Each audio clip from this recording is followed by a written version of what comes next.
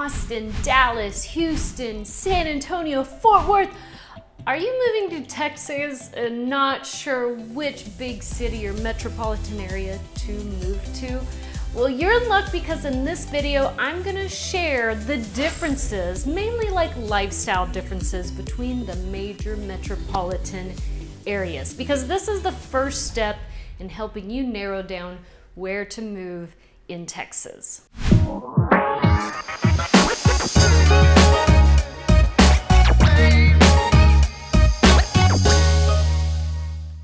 Hello, my name is Dana Pollard and I'm a real estate agent in Texas, and I've been on the hunt to discover the best places to live. I've driven all over Texas with the exception of El Paso. One day I will get there. And all of the suburbs of these major cities so that I can help you understand where to live, okay? Now, I've lived in Texas since I was 4 years old and I love it. I love Texas, I love the culture, I love the friendliness. I do love the suburbs. Oh, and by the way, if you're looking at moving to Texas, fill out the Dream Home questionnaire in the link below to schedule a one-on-one consultation to help you narrow down where to live. I have amazing agents that know all of these areas. We have a team that specializes in this, in helping you determine which suburb is right for me. Okay, so now let's get started. Okay, so let's start here. All major metropolitan areas are going to have a plethora of dining options, entertainment, so you can rest assured that shopping and all of those wonderful things to do are going to be in the major cities, okay? But each one may have a different culture, I would definitely say.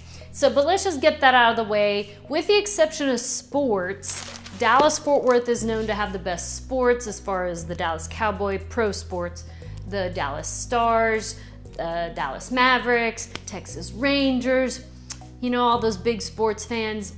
A lot of them are up here in Dallas. So if that's a big to-do, then you may want to consider Dallas-Fort Worth. Now also, San Antonio has the Spurs and Houston Rockets, so there are some other ones. The one that does not have these major teams is Austin, okay? So if you're a big sports fan, I'm not saying you can't like sports in Austin, but the pro sports are not in Austin. So that's the first thing. Let's talk about the weather, okay? The weather of these 4 different major metropolitan areas. The most humid, in my opinion, based on experience, is San Antonio. It's the most hot and humid. Woo! In those hot summer months, it just doesn't seem to give. Same with Houston. It gets pretty hot and humid there. Austin's a little less hot and humid, and then Dallas is probably the least hot and humid, okay? It does get hot and humid in Dallas, but not like this constant woo, okay? Now, as far as tornadoes, when I was looking on weather.gov, I thought Dallas-Fort Worth had more tornadoes, but it was actually Harris County, which is near Houston, and I guess it's the wind pattern or whatever from the Gulf that makes it, but they had more tornadoes than Dallas-Fort Worth. Typically, Dallas-Fort Worth is known, the very top of it is known to be in Tornado Alley. So we do get tornadoes here. If you've seen my other videos, I'm not super afraid that we're gonna get hit by a tornado. Yes, if one came, we highly respect tornadoes, but we're not all sitting around thinking a tornado is gonna hit. It's probably very similar if you live in California and how we view earthquakes. We're like, oh my gosh, I don't wanna live there because of earthquakes, is probably how we take, you know, tornadoes. So that's the level. Hail is actually more damaging than tornadoes here, and so we know the roof of our houses will probably get changed once every 10 years because of hail. And if a hailstorm is coming in and people are parked outside, they start panicking and they move their cars into the garage. So on occasion, maybe once every 10 years, we'll get a really bad hailstorm. We typically see them about every May, a little bit, if anything, maybe not major.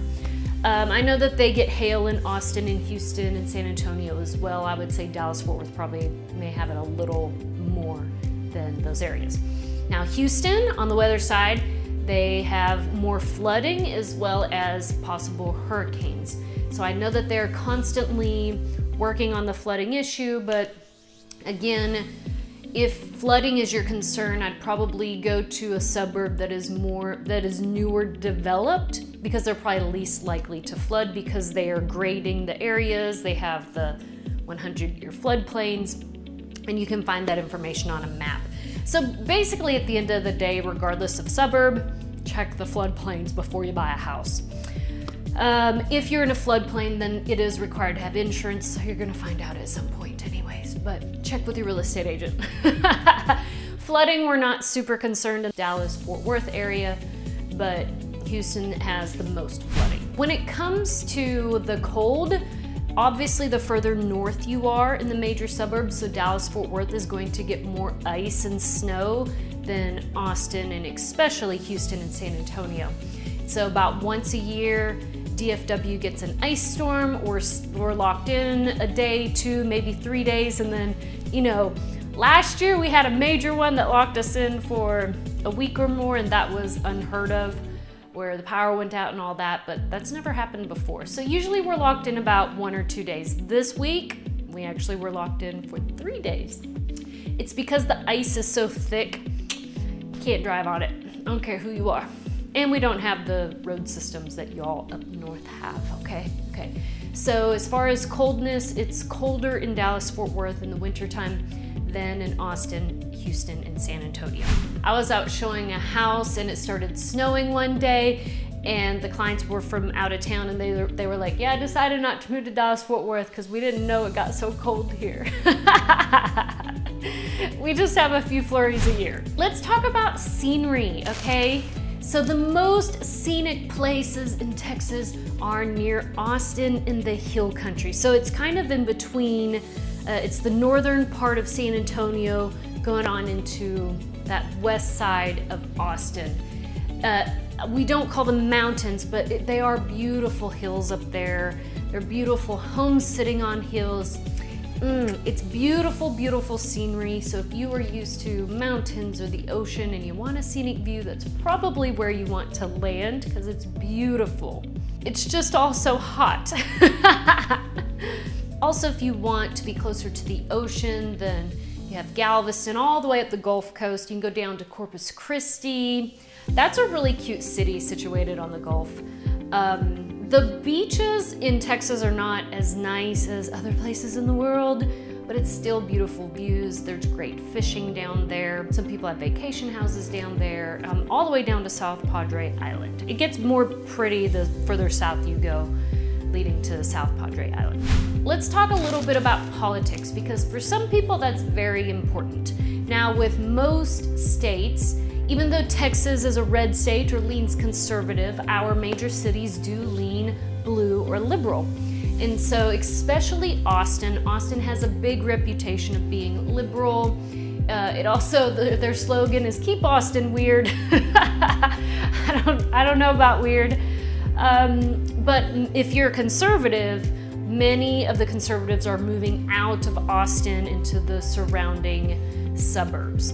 Typically, your suburbs and definitely your country are going to lean red or conservative. So if you're looking for a conservative environment, then you may want a suburb or country living. So that's kind of what it looks like. Fort Worth is a little less, I think they may have tipped blue the last election, but they are definitely way more conservative than Dallas. All day long. Even if you're walking down Fort Worth streets, it's way more conservative than Dallas or Austin or Houston, San Antonio. Let's talk a little bit about traffic. Each major city has a lot of traffic, but your shortest commute times on average are people who live in Fort Worth, maybe even San Antonio. Houston and Dallas are just so big, and then Austin, there's just so much traffic in Austin. So with all that being said, I would say maybe if you're a suburb, or if you're looking for suburbs, Dallas-Fort Worth probably has the best suburbs to choose from. And then I like some of Austin's suburbs, and then, you know, a little bit of San Antonio and a little bit of Houston. So I do live in the Dallas-Fort Worth area. I may be a little partial, so forgive me for that. I'm trying to be as honest as I can. But I do think if I'm moving from out of state into Texas, it always depends on what lifestyle you're looking for and what culture you're looking for. I still love Dallas-Fort Worth because I love the weather here. We have more of the 4 changing seasons. I love the suburb life, and I lean conservative, so I love the conservative feel of Texas that you get here. I love the beauty of Austin and North San Antonio. Boerne is a beautiful, beautiful town. Although there may not be as many jobs available, which I need to talk about jobs. Houston, Austin, and Dallas all have plenty of job opportunities, healthcare, schools. They do have more high-ranking schools in the suburbs than the other 4, so I guess I'm partial to that too, but you can get great schools in the other cities as well. You just have more to choose from in Dallas-Fort Worth. So I guess at the end of the day, I'd still choose the Dallas-Fort Worth Metroplex, but I do live here, so maybe some other people who live in Houston and Austin and San Antonio can shed some light on their opinions, and that's okay too. But put your comments in the links below, especially if you're from one of those cities. Let me know why you would choose those cities over the Dallas-Fort Worth area. And if you need help narrowing down where to live, fill out the Dream Home questionnaire in the link below, and I'll see you on the next video.